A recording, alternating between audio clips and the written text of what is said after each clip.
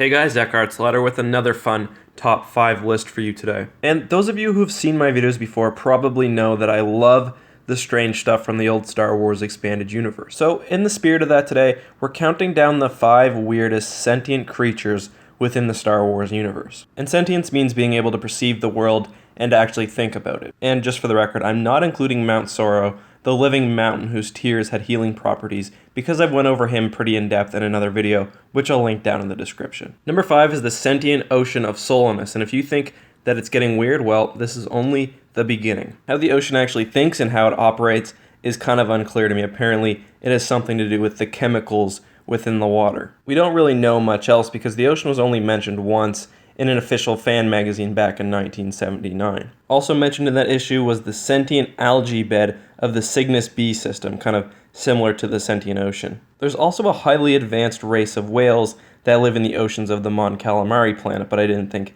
that was quite as weird as the other two. And I will say, the sentient ocean would probably be a little higher on this list if we knew a bit more about it. I mean, it only appeared once in a magazine in 1979.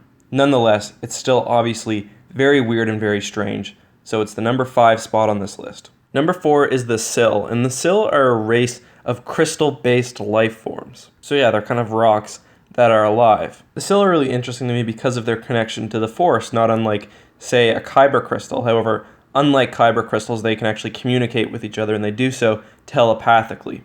And a non-Tsil can actually listen in on these communications and perhaps communicate back if they have a connection to the Force. The Tsil could actually amplify the Force, which again goes back to the kyber crystal comparison. However, you wouldn't want to put these in a lightsaber because 1, we don't know if it would work, and 2, these are living beings. So at least a Jedi wouldn't want to, perhaps a Sith would. The Tsil also operated as kind of a light filter, so are often sought out in commercial applications, so in machinery and whatnot. They, however, probably rightly saw this as slavery, and at one point worked with Princess Leia to help end the practice and free many captured Tsil. All in all, these living crystals are the 4th strangest beings within the Star Wars universe. Number 3 is Zonama Sekot, and Zonama Sekot was a living, sentient planet that was able to actually travel through hyperspace, and I mean, that is weird. It actually kind of reminds me of the living ocean. It's like all of the living things on the planet have come together to form one large being. And besides for kind of drifting around and seemingly disappearing and reappearing, the planet is probably most well known for the creation of its living ships. These ships were extremely fast, and Anakin was lucky enough to get his hands on one of them during the Clone Wars, and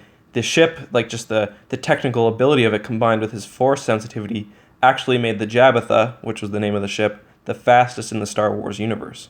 And Zonama Sekot is a pretty interesting planet. It was grown, and I say grown despite the fact that it was a planet, from the seed of the original Yuuzhan Vong homeworld. And the planet itself was referred to as Zonama, and Sekot referred to the life forces which kind of enveloped the planet, especially in the jungles.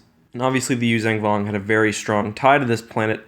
Many of them came during the Clone Wars to actually scout out the galaxy for invasion. The planet was also pivotal in helping the good guys in the Yuuzhan Vong War, and it did so in a couple of ways. First, just its mere presence was psychologically impactful on the Yuuzhan Vong. Secondly, it made all Sekotan ships stop working, and it supplied its own little kind of fighters, which it called grapplers. Finally, it was able to broker a peace between the two sides, and many of the defeated Vong ended up actually inhabiting Zonama Sekot again after the end of the war. Alright, so this is where the list truly starts to get pretty bizarre. Number 2 is the Nal-Nal. At least I think that's what it is. It's extremely hard to pronounce. I'm going to be pretty brief on this one because I discuss it in length in my top 5 mysteries of the unknown regions video, so if you want to learn more about it, you can watch that, and I'll put a link in the description. But the Nal-Nal is essentially some sort of shape-shifting ooze which can infect living beings and take control of them. It's kind of like a gross combination of, say, the Flood and Invasion of the Body Snatchers. So what it would do is get inside the victim's body and replace their insides with the ooze. That's just gross, and I think it kind of makes it worthy of its colloquial name, the Rot God. Finally, the Nal-Nal is from another dimension, and we don't know exactly how it got to the Star Wars universe, but the hyperspace anomaly that bisects the galaxy in the unknown regions was probably created to separate it from the rest of the galaxy. Number 1 is another transdimensional being known as Waru. So Waru, kind of like the last entry on the list, is a giant mixture of ooze, but he's covered by these metal plates. After being transported to the Star Wars universe, Waru basically only wanted to go home. However, people became obsessed with him and formed cults over him, largely because of his healing abilities. and he healed people by pretty much allowing them to swim within his viscous insides. Waru was drawn to the Star Wars universe after a split in the space-time continuum, and this was caused by a black hole sucking up a quantum crystal star. He attempted to get back to his universe by consuming the power of and actually killing Force-sensitive individuals, and he had the help of a dark side user named Heather, who eventually was killed by Waru himself, which led to Waru disappearing, and we don't know whether he died or whether he probably most likely returned to his own dimension.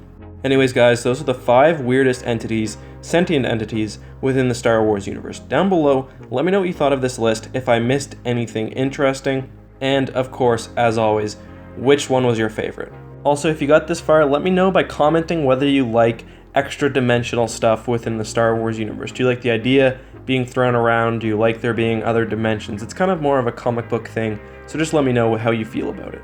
Anyways, guys, thank you so much for watching. As always, may the Force be with you.